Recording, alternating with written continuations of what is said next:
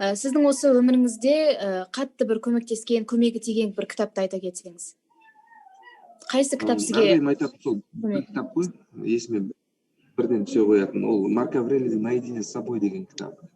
Мысалға сіздің сол кітапты шығару барысында сіздің шаршаған, мысалға жазғым келмейді деген ойларыңыз болды ма?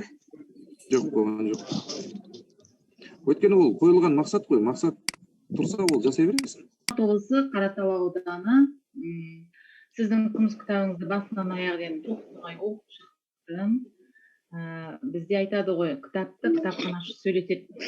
Сол үшін болашақта сіздің оқырмандарыңыз екесе көбейеді ойлаймын. Дайын болыңыз. Сонымен қатар сіздің командаңызға көп рахмет айтқым келеді, әсіресе Мадинаға. Осы кездесуді ұйымдастырып, барлық жерде шапқылап, кез келген уақытта WhatsApp-та жауабын жазып жатады.